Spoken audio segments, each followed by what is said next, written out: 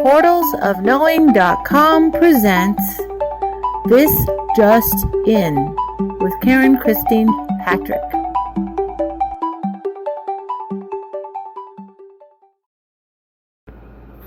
Hello, it's Karen. Thoughts for today.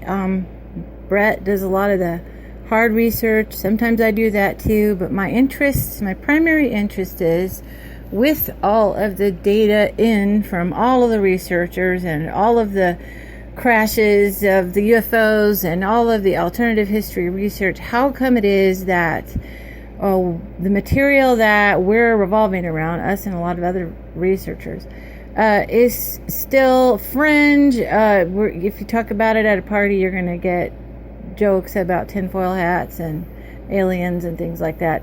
Why are we on the fringe? What is up with that? One encouraging thing that happened to me during the Roswell 70th anniversary event, I got a chance to talk to several researchers, and all on the topic of the Roswell crash in 1947. And my favorite one was, and I may have to put it up on here because I haven't had time to do a full program on it, but it was a short interview with Stanton Friedman right at the end of the conference, the last day, about the last hour or so, maybe even the last half hour or so. I was kind of getting him in at the last minute.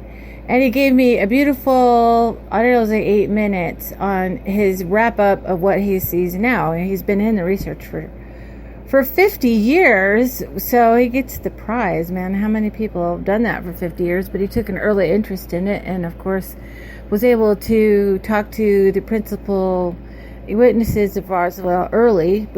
So many of them are gone pretty much, and they even had an event where they showed the children of Roswell. So these are the children and even grandchildren of the witnesses, so they had these family stories, going all the way back then.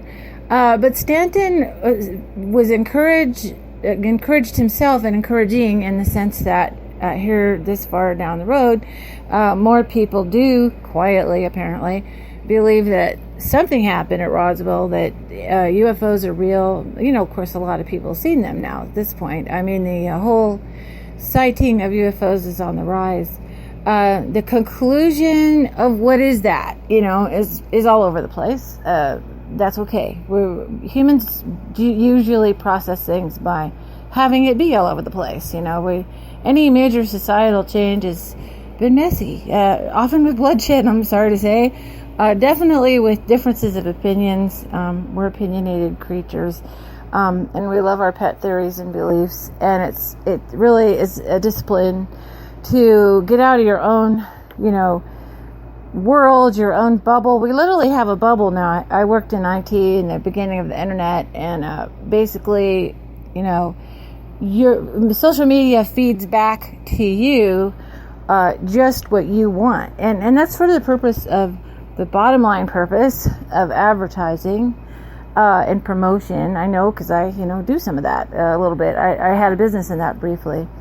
And so, the goal is to sell you stuff, and if they're going to sell something to you under a red banner or a blue banner, it doesn't matter, as long as you buy it, right?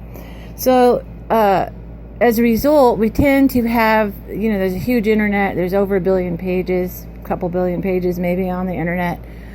I heard a rumor that Google backs up the internet every night. They probably would have to be able to find things using Google, but I think that's interesting. At least the metadata, anyway.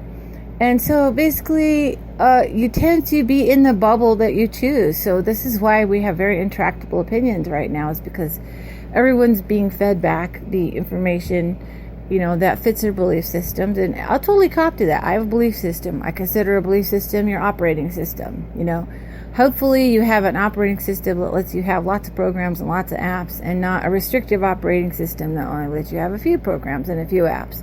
That's how I look at it, as a form of biotechnology, thought form technology. We've been running on for quite some time. I think some of the early magi type guys figured it out, magicians who knew how to alter people's perceptions, and they use that, they became the court wizards, and basically use that information on how to help the rulers rule by psyching everybody out. So, that's what it's about. But what I want to clue into before I run out of time is get into your own story. That's important. So my main focus is to talk to experiencers. I can't talk to everybody. I can't talk to people who think I'm a weirdo. I can't talk to people who are super hyper aware of bona fides and degrees and credibility and all of that, because the credibility monkey is on everybody's back, and I think that's an op by itself. I've often called it pulling the credibility maneuver, and what that's been about has been when somebody asks for your, credentials, or who are you to say such and such, it's a total mind op. It's a bunch of BS, especially now that we know that our educational system is massively not working for people. They're getting degrees and not getting the expected work that they trained for, and then going into debt, and then not being able to buy houses and cars and other things because they're servicing a debt. So, which is really dumb, because we have the entire world's information, albeit fed back to us according to our belief systems, in our pocket. So, that should alter how we educate ourselves. So, that's a thing. And so there's a lot of scrutiny on experiencers, and there's a lot of us sitting around watching popcorn. I've done that in my past, where I'm a lurker and I'm not saying anything about my experiences, and I'm just watching what happens to that guy. What happens to so and so, or who she is, and she says something, and now she can't get a job, and she's poor, and she's being targeted, and what happens next? It's a celebrity watch kind of situation. I used to work stacking magazines and got to look at all the covers of all the trashy celebrity magazines, and I was fascinated with the phenomenon of celebrity. Like it's our new demigod worship, right? Where people followed Angelina Jolie, or formerly Bradgelina, because that dates the time that I was stacking magazines, and basically the Octo Mom, because this really goes back. Okay, I don't know anything about Kardashians, and Jennifer Aniston is the most amazing person in the world. She's always pregnant and never pops out a kid. So, that's she eats a big meal and she looks pregnant. I've said it before. That's kind of rude of the paparazzi. They were, maybe even killed Princess Diana. That's a really rude world, but people are interested in other people because they relate it to their own lives. If it didn't have some aspect to them that they were interested in, they wouldn't pay attention. And I think we have our celebrity experiencers, and I don't think that's how this is supposed to go. And I've often talked about the experiencer path to disclosure isn't a few people, and that's the first mythology, that it's just these few special people that have had these experiences. I think probably by the time that the ETs get to everybody, it's everybody has some kind of experience with the paranormal in dream time, culturally, studying about it, getting taken, abducted, being contacted. They want us to graduate this level we're at. It's a very destructive level of existence. And I raised 3 teenagers. I had 3 teenagers once. And I know about that kamikaze age where you have the power to be very destructive and not the wisdom to know not to do that. So it's where we're at right now. We have an adolescent society. We have to outgrow this level that we have with each other. And part of that is truth. Truth is important. And not like the truth, like some body of people say, this is the truth, and you can only be credible if you speak this truth. It's when everyone acknowledges each other's truth and lets each other be. So we're going to have different belief systems. I think that's part of the human experience. I think, though, that the belief set means my belief doesn't function unless you die. It goes a lot of places right there. A lot of philosophies have that in there, and I consider that a bankrupt philosophy. I don't think anybody has to die for somebody's philosophy to work.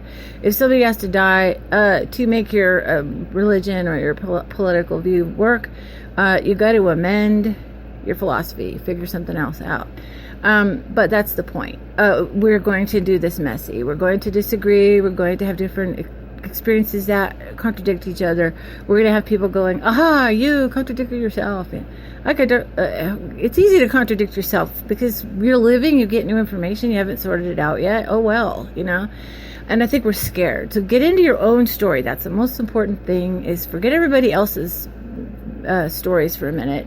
Get into your own. And what I did, and I hope to teach a class on this soon, is intuitive journaling. I did a lot of journaling. I was processing a lot of other things via journaling, and that just segued into processing this experience or stuff in journaling.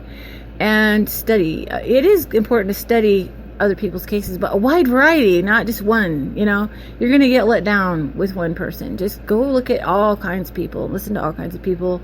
I've participated in doing shows about all kinds of people on Aquarian Radio, and I'll be continuing that process on both Aquarian Radio and also Portals of Knowing. I think when somebody talks, there's always that one little thing that sticks out that was similar to an experience that I had. So there are some commonalities, and what I say is the proof is in the pattern, so that's important. And you just need to know what it means for you, for yourself. You don't have to take somebody else's meaning. So with that, I'm going to end this segment of This Just In. Thanks for listening.